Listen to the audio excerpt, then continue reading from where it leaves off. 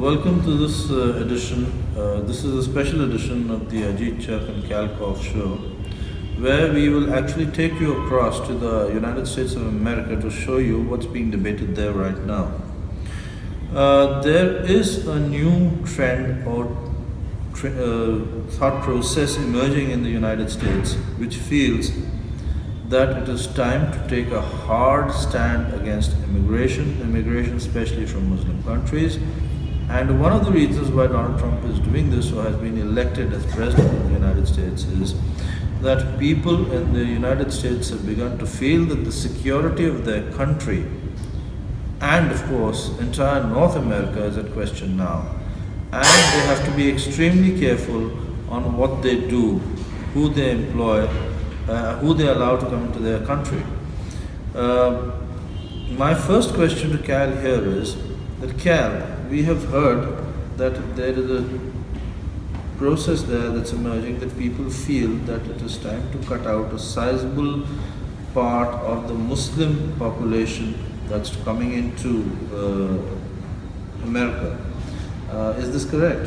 And what's the reason for this? I mean, because they feel that the radical element in the Muslim community or in the nations where Muslims live will always be able to sneak in and create problems, and that the silent majority does not matter, it's irrelevant.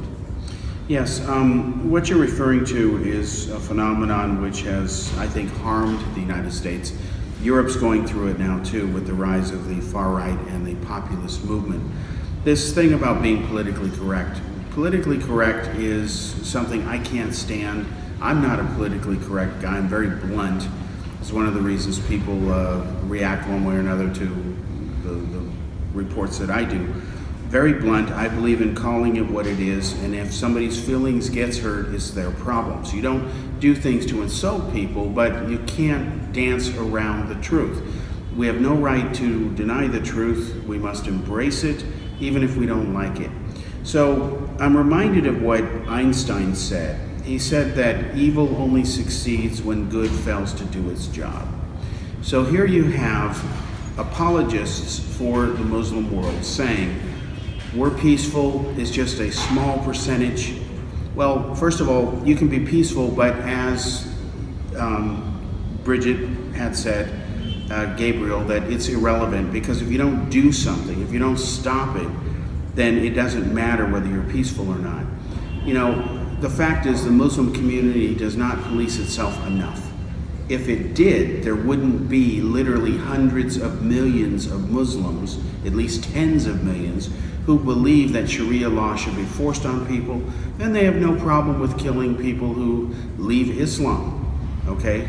Even in Iran, homosexuals are killed, same in Saudi Arabia. A lot of Saudis and Iranians believe that's the right thing to do, and we argue that morally it is wrong. So, what has killed America politically, and I'm glad to see it stop, is this phony, politically correct act that's going on. You've heard the term safe space. What a ridiculous concept. And Donald Trump's election to the White House, you can't accuse him of being politically correct. He's politically incorrect. That's one of the reasons he's the president now, because enough people, 83% of Americans, according to surveys, said that under Obama, who bent over backwards to be politically correct, they felt the country was headed in the wrong direction. Now, back to your question of banning Muslims, it stems from a couple of things. One is security has not been what it should be since 9/11. That's the fault of George Bush and Barack Obama. Secondly, there are just enough radicals out there in sheer numbers alone that they will get through. In fact, America is darn lucky that they haven't come through Mexico. Yeah. So there's that, and then there's another issue. Trump feels that if you eliminate immigrants or cut their numbers back, Americans will fill those jobs. That has yet to really be proven, as we talked about in another video, who's going to pick the lettuce, so to speak. So this whole thing is heading down a road that has no precedent, meaning it's never been done before. But his issue about security is valid. There's been a overreaction to the ban, a misinterpretation of it. Frankly, and I'm not a legal expert, I don't understand how the Constitution can give him the authority to ban entire races of people from certain specific countries. It's clearly written in the Constitution, it's been done before, but yet these activist judges say, nope, this is illegal. Yet it was okay when Obama did it. And Obama listed 7 specific countries, Trump did not. So it's going to the Supreme Court. We have no idea how it's going to work out, but as a journalist, I don't understand how the Constitution gives him the authority, but yet a judge says, no, it's wrong. You can't have Well, it. what's happening is actually troubling the Muslim community in the US also right now. So I think we should go across to the US and see what are the people there. They are conducting a major event on this right now. And apparently this question is going to be raised there by a few young Muslim people. So let's see what the panel out there has to say about this. Over to the United States. Yeah, and one last thing. Again, I've heard this many times before, and we exposed this. We were one of the few who did it. You may remember that march of women that was recently held, where several million women marched all around the world, supposedly against Trump. What these women didn't know, because they were played like useful idiots, to use the term that Lenin made famous, is that the woman behind that is anti-women's rights. She's a Muslim, she's pro-Sharia law, she is a friend of Hamas, she supports Hamas. One of her relatives is in prison in Israel for being a member of Hamas. And this is the person who said, let's have this protest. And these women didn't even know they're being played. So there is a cynical agenda through groups like the Muslim Brotherhood and CARE to try to delegitimize everything from Trump's election, to slowly make people so politically correct that it allows things like Sharia law to creep in. She actually was able to get parts of the state of New York to approve closing public libraries on 2 Muslim holidays. Okay, thanks. So let's go over to the US and see this for ourselves, what's happening there. Assalamualaikum. Peace to you all. My name is Saba Ahmed. I'm a law student at American University. I am here to ask you a simple question. I know that we portray Islam and all Muslims as bad, but there's 1.8 billion Muslim followers of Islam. We have 8 million plus Muslim Americans in this country, and I don't see them represented here. But my question is, how can we fight an ideological war with weapons? How can we ever end this war? The jihadist ideology that you talk about, it's an ideology. How can you ever win this thing if you don't address it ideologically? Great question. I am so glad you're here, and I am so glad you brought that up because it gives us an opportunity to answer. What I find so amazing is since the beginning of this panel, which we are here about Benghazi attack against our people, not one person mentioned Muslims. We are here against Islam, or we're launching war against Muslims. We are here to discuss how 4 Americans died and what our government is doing. We were not here to bash Muslims. You were the one who brought up the issue about most Muslims, not us. And since you brought it up, allow me to elaborate with my answer. There are 1.2 billion Muslims in the world today. Of course, not all of them are radicals. The majority of them are peaceful people.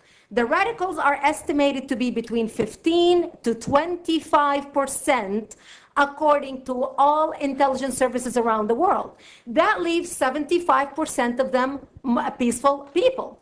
But when you look at 15 to 25% of the world Muslim population, you're looking at 180 million to 300 million people dedicated to the destruction of Western civilization.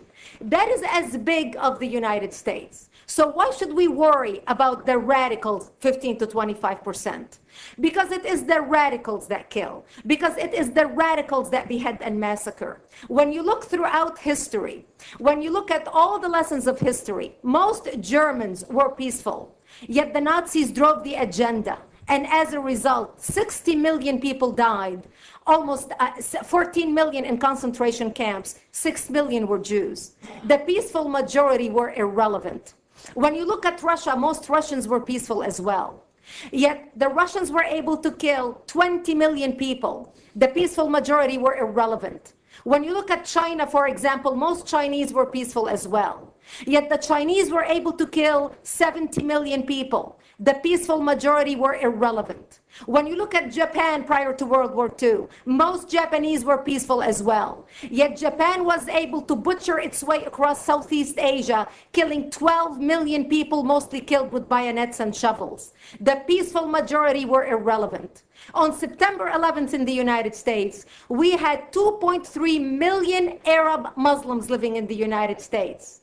It took 19 hijackers, 19 radicals to bring America down to its knees, destroy the World Trade Center, attack the Pentagon, and kill almost 3,000 Americans that day. The peaceful majority were irrelevant. So for all our powers of reasons and us talking about moderate and peaceful Muslims, I'm glad you're here. But where are the others speaking out? And since you are the only Muslim representative,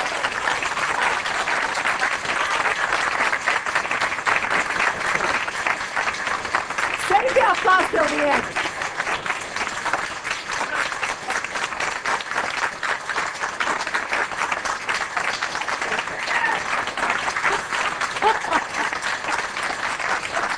Thank you.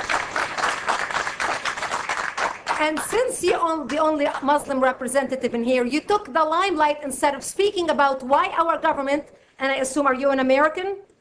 You're an American citizen. So as an American citizen, you sat in this room and instead of standing up and saying a question or asking something about our 4 Americans that died and what our government is doing to correct the problem, you stood there to make a point about peaceful, moderate Muslims. I wish you brought 10 with you to question about how we can hold our government responsible. It is time we take political correctness and throw it in the garbage where it belongs and start calling it.